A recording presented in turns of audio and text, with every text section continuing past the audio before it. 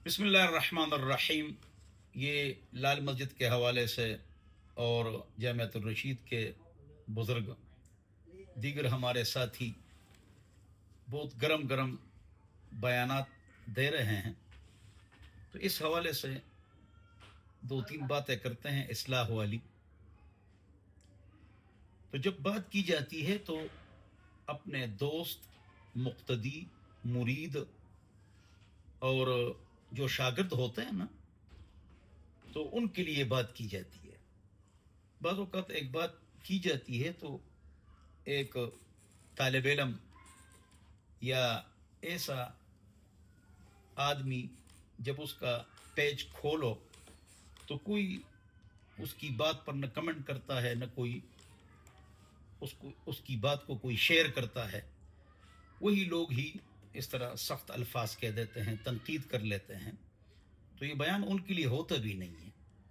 हाँ, जो आदमी कोई मशवरा देना चाहे तो वो मशवरा दे सकता है।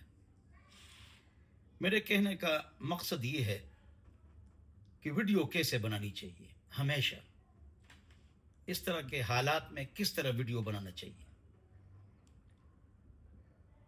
तो जब इस तरह के हालात हों और माहौल गर्म हो या किसी के बारे में आप कोई इस तरह वीडियो बना दें, तो मेरे ख्याल में इस हवाले से जो बेहतरीन और आला वीडियो है ना, वो मौलाना तारिक जमील साहब ने मौलाना अताउल्लाह बंदयाली साहब के बारे में वीडियो बनाई थी। तो उसका जो अंदाज, रफ्तार, गुफ्तार, तरीक़ा वो बहुत अच्छा था, बहुत अच्छा तरीक़ा था। तो हमेशा वीडियो बनाने से पहले गुस्से को ख़त्म करना चाहिए। अगर साथ गुस्सा भी होगा, बुग़्ज़, हसद भी होगा और शिद्दत भी होगी तो फिर गालियाँ भी निकलेंगी। दो तरफ़ा खूब गालियाँ दी गई। तो इस तरह नहीं, दलील की ताकत गाली और गोली से ज़्यादा है।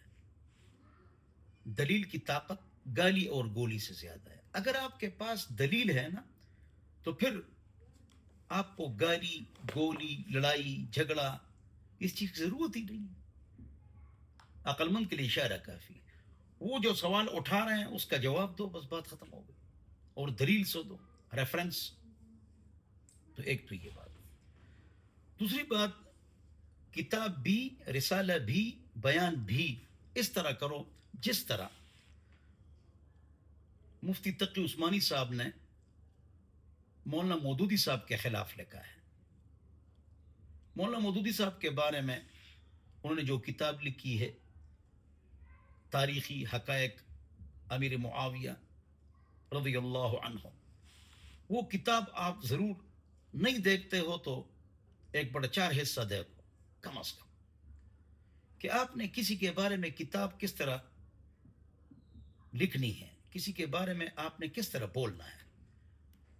तो पहले गुस्से को निकाल कर, बुग़्ज़, हसद को एक तरफ करके अच्छे तरीके से, प्यार से, मोहब्बत से, हिकमत से, तरीके से, शाइस्ता अंदाज से बोलना चाहिए।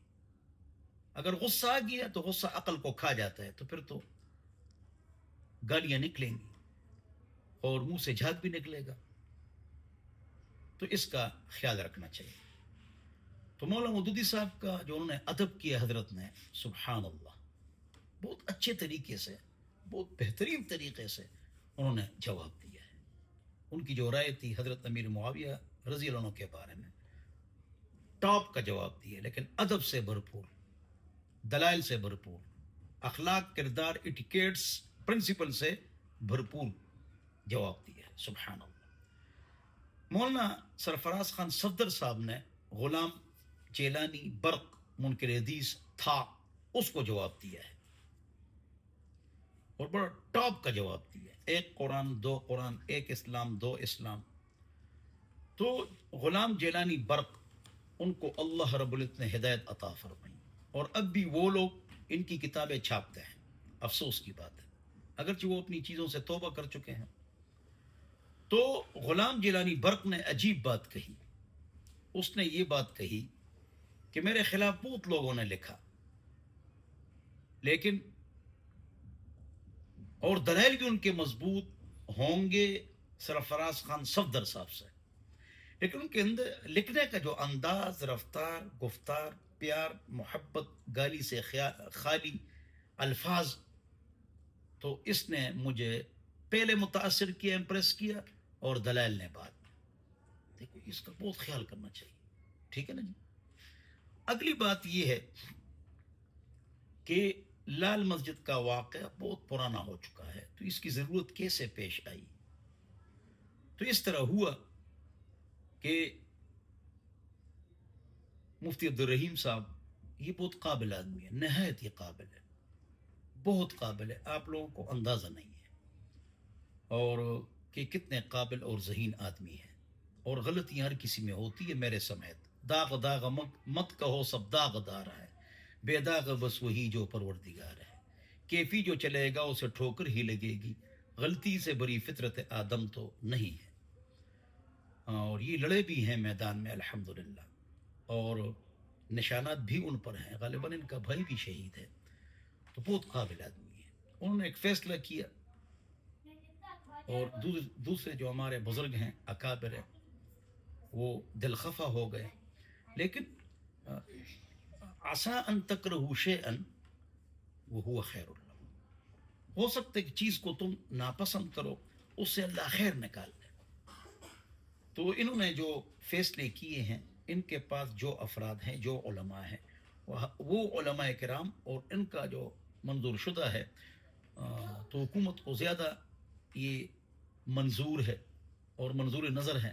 تو ہمارے یہی علماء کرام حافظ ہوں گے، عالم ہوں گے، مفتی ہوں گے، انشاءاللہ اداروں میں جائیں گے اور اداروں میں دین کی خدمت کریں گے انشاءاللہ. عسا ان تکرہوا شیئا وہو خیر لکم انشاءاللہ. عقل مند کے لیے اشارہ کافی ہے. تو بہرحال ایک ہی بات ہے، اور ان کا انداز بھی بہت اچھا ہے. عبدالرحیم صاحب کا بھی انداز، مفتی عبدالرحیم صاحب کا انداز بھی اچھا ہے. مولانا ہمارے بزرگ منظور مینگل صاحب نے بھی غصہ فرمایا، مولانا مفتی طارق مسعود صاحب نے بھی جلال دکھائی، اور حضرات نے بھی بات کی. تو یہ کسی نے آج تک نہیں کہا ان تمام دو طرفہ علماء میں سے کہ نقصان نہیں ہوا. بہت بڑا نقصان ہوا ہے، اور سب اس کو مانتے ہیں، اس میں کسی کا اشکال اور اختلاف نہیں ہے. یہ تو کسی نے کہا ہی نہیں ہے. اور اس حوالے سے ان کے اخباروں میں بھی سب کچھ آیا ہے جو وہ چلاتے تھے، تو اس سے کسی نے انکار نہیں کیا. اچھا، مفتی عبدالرحیم صاحب یہ بات کر رہے تھے کہ بھئی اے علماء کرام، اے مفتیوں، اے میرے پیارے شاگردوں، بغیر تحقیق کے بات آگے مت پہنچاؤ، بغیر تحقیق کے بات آگے مت لے جاؤ. یا ایک علمی نقطہ بھی بتاتا ہوں، موضوع سے نکلتا ہوں. ان جاءکم فاسق بنبأ فتبینوا، اگر آپ میں سے کوئی آدمی، اگر آپ کے پاس کوئی آدمی کوئی خبر لے کر آ جائے، اور وہ کیا ہو؟ فاسق ہو، تو تفتیش کرو. ایک بہت بڑے اجتماع میں ایک عالم نے کہا بے اعتبار آدمی اگر آپ کے پاس آ جائے، تو میں نے کہا یہاں پر یہ جو قید ہے، علامہ قرطبی فرماتا ہے یہ اتفاقی ہے، احترازی نہیں ہے، کہ اگر فاسق خبر لے آئے تو مت مانو، اگر اللہ والا لے آئے، نیک آدمی متشرع، تو اس کو مانو. ایسی بات نہیں. تہجد گزار آدمی، 5 وقت آدمی بھی اگر آپ سے کوئی بات کرے تو یقین مت کرو جب تحقیق نہ کرو. تو یہ قید جو ہے نا، یہ اتفاقی ہے، یہ احترازی نہیں ہے. تو چاہے بے اعتبار آدمی ہو، چاہے با اعتبار ہو، اس کی بات نہ مانو. طلباء سے کہہ رہے تھے کہ بے پر کی مت اڑایا کرو اور تحقیق کر کے بات کر لیا کرو. اس میں مثال لال مسجد کی تھی، بس معاملہ دوسری طرف چلا گیا، اور جہاں چلا گیا وہ آپ کو پتہ ہے کہاں تک چلا گیا. تو بہرحال جس بات پر سوئی اڑی ہوئی ہے تو اس پر پیارے انداز سے بات کی جائے اور دلیل مانگی جائے، بس یہ کافی. لڑائی جھگڑا، غصہ، گالیاں، منہ سے جھاگ نکلنا اور شور مچانا، اس کی کوئی ضرورت نہیں.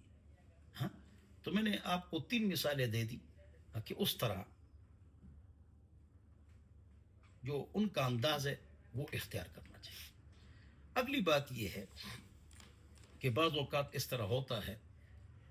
حضور اکرم صلی اللہ علیہ وسلم کا بھی ارشاد ہے، فرماتے ہیں کہ وہ سب سے بڑا جھوٹا ہے، اس کو جھوٹا کہا ہے جو سنی سنائی بات پر یقین کرے. جس نے بات سنائی ہے اس کو وہ جھوٹا ہے یا نہیں ہے، اس کو جھوٹا نہیں کہا. جس کے کان میں بات آ جائے اور وہ اس پر یقین کرے تو کفا بالمرء کذبا ان یحدث بكل ما سمع، وہ اس کے جھوٹے ہونے کے لیے یہی کافی ہے کہ وہ آگے وہ بات چلائے جو اس نے سنی ہو، تو لوگ تو اس پر یقین کریں گے.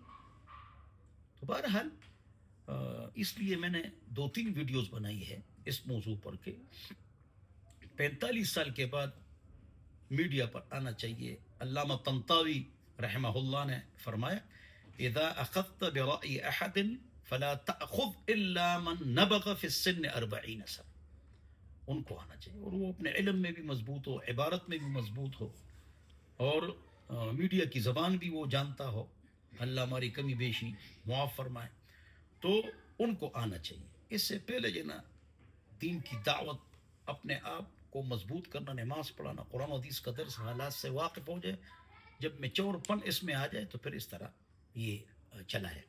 اور مطلب یہ ہے کہ ہم مکلف ہیں، اپنے آپ کے مکلف ہیں، اپنی بیوی بچوں کے مکلف ہیں، اپنے مقتدیوں کے مکلف ہیں. جو ہمارا بازار ہے، حلقہ تعارف ہے، انٹروڈکشن جن کے ساتھ ہے، پبلک ریلیشن، اس کے ہم مکلف ہیں. ہم اس کے مکلف تو نہیں ہیں کہ ہم ملتان اور مردان والوں کو دین پڑھائیں.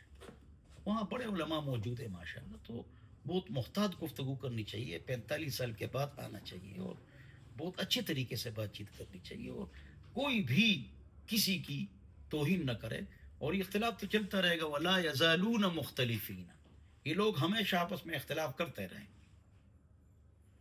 اختلاف تو ختم نہیں ہو سکتا. خلاف، مخالفت، یہ نہیں ہونا چاہیے. ولذلك خلقهم، میں نے لوگوں کو اختلاف ہی کے لیے پیدا کیا، لیکن اختلاف میں حدود اور باؤنڈریز سے نہیں نکلنا چاہیے. اس لیے فرمایا الا من رحم ربک، جس پر اللہ آپ کا رب اللہ رب العزت رحم فرمائے وہ حدود سے بھی نکلتا ہے. اختلاف کے آداب، ایٹیکیٹس، پرنسپلز، اصول، اس کا خیال بھی کرتا ہے وہ آدمی. تو اللہ تعالیٰ مجھے اور آپ حضرات کو عمل کرنے کی توفیق نصیب فرمائے. والسلام.